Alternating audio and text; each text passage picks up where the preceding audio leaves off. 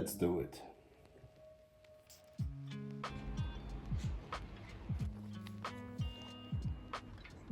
Another winter day. I'm in Oslo with my Fujifilm X10. Grey winter days like that are nobody's favorite, and especially not mine. But I guess there's no other choice. Let's try to find beauty in the mundane. Oslo, Loren, one of the neighborhoods in Norway. I shot with many good cameras in my life already, but somehow, after a while of these novelties and gadgets and thousands of megapixels, I'm always coming back to my trusty X10. Why?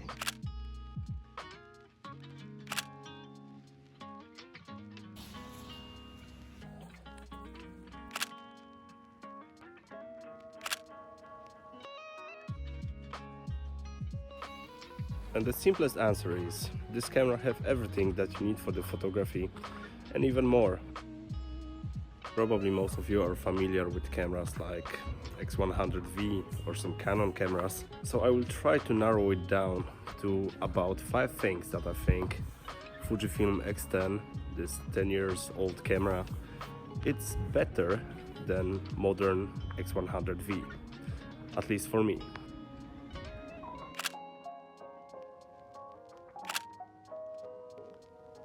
First of all, and the most important, is the picture quality.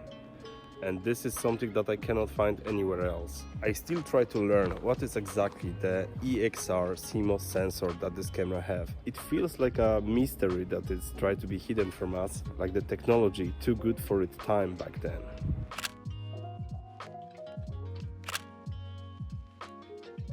Doesn't matter how much I try to love X100V, when I took both cameras on a spin and tried to take photos with them, I couldn't agree with myself, but I enjoyed more the pictures from the X10 than from the X100V.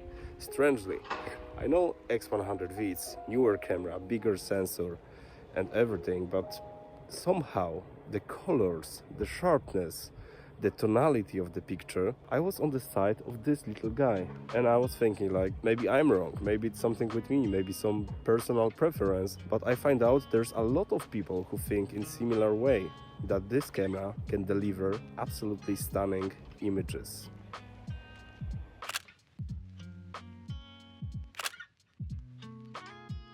But it's not only the sensor. I believe the quality of these pictures are coming also from this little lens that you have here. And first you're gonna think, it's a zoom lens on a small sensor. This cannot be good, but you cannot be farther more from the truth. There's aperture 2.0 to 2.8 on the longer end, and images across the board. I can compare the quality from some of the L lenses from Canon. In my opinion, this is some L quality glass in this small little Fujifilm body.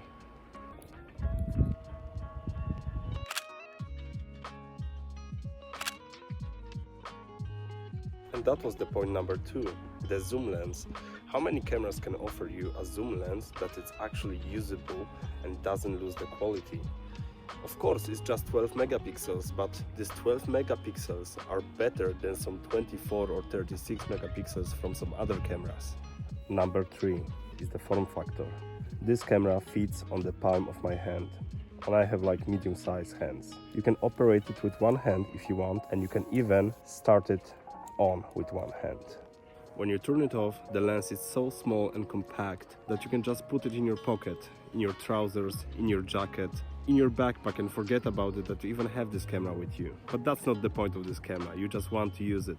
Believe me, when you're gonna put it around your neck, you're just gonna take pictures all the way with it. It's something that I was expecting with the Fujifilm X100V, but Fujifilm X100V, it's quite bigger than this little guy. Of course you can stuff it in the pocket, but then I guess you have to buy a bigger pockets. And as many other people, I do some part of my content with my smartphone, and I don't always use my Fujifilm X10, but it's always with me. I don't care about it that much. I don't babysit this camera. I just throw it into my backpack and it's there. I have a couple of batteries with me, and whenever I'm like, maybe it's time to take some pictures, I just grab it to my backpack and it's there. With the newer cameras, especially when I buy a new camera like Fujifilm X100V, then I babysit this camera a little bit more, because I try to not get so many scratches on it. I always try to put some protective cover on it, and that prevents me from carrying this camera everywhere. This little guy I bought second hand. It already had a lot of scratches on the screen, on the bottom, so I didn't bother just to drop it in my backpack and carry it like that. Sometimes I don't even put the protective lens cover on front. So the small size and portability was the number 3 on my list.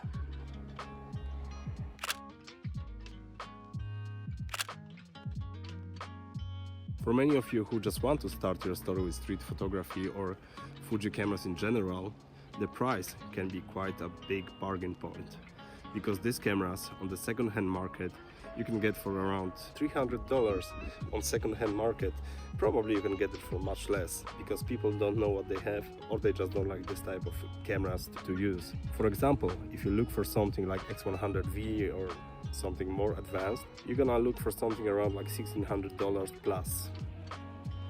I love how minimalistic is this camera. You can call it a poor man's Leica, I don't care. It looks great. It delivers a great quality images. It really feels in my style of photography. Of course I would not take it for like professional jobs or something like that, because I believe when you do a professional job you need much more megapixels and actually connect it with some lights and everything else. There's a certain workflow, the raw images that you can edit from other cameras. From this one I didn't even try the raw images, because the JPEGs are so good and they are so flexible that actually I can put little to no edits on the pictures before I post it somewhere.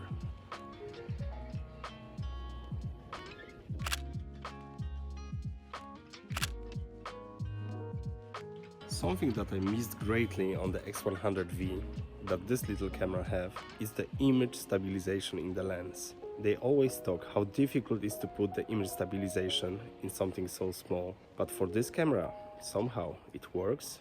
It keeps the small size and it do a great job, especially when the light is little lower than today.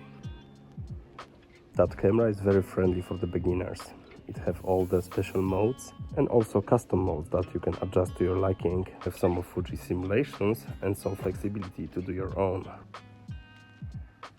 Because of its size, this camera is almost invisible. I managed to walk around Oslo and take so many pictures that nobody cared that I'm carrying this little camera with me. I have a whole series of videos about this camera and with this camera that you can probably watch somewhere over here, where I talk a little bit more about this camera, and also you can see a lot of images that I took over the last year. I don't think this camera is going anywhere soon.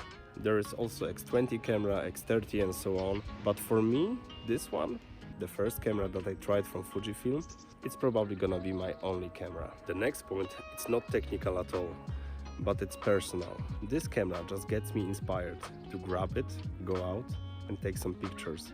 I find out I can shoot for the whole week with the X100V and don't even look at the pictures and don't post anything from what I enjoyed. Maybe it's because I was photographing with X10 for a longer time and I'm more familiar with this camera, but that's not it, because these cameras are very similar when it comes to button layout and everything else. It was just something different.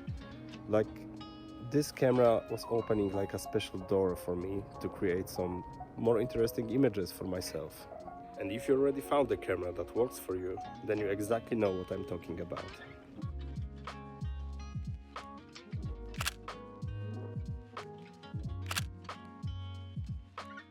So if you got some money in your piggy bank, instead of looking for the newest and greatest, maybe consider the Fujifilm X10 and start your story with photography for real.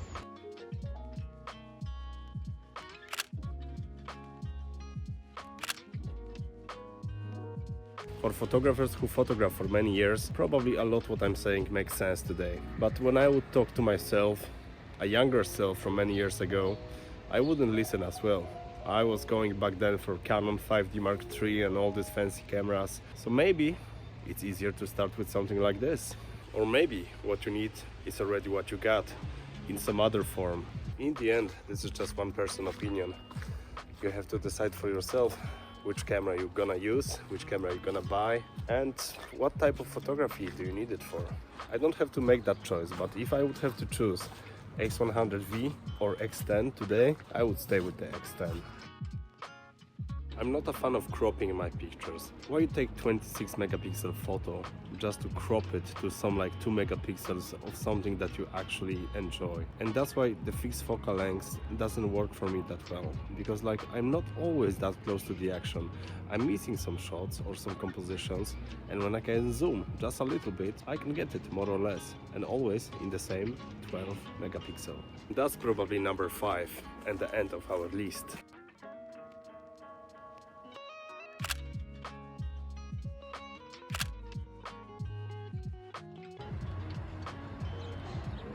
Unfortunately, I have to ask you to like this video and subscribe to this channel if you enjoy the X10 camera as me. If you do, you can watch some other videos over here or maybe over here. Anyway, thank you so much for watching and hopefully see you in the next one.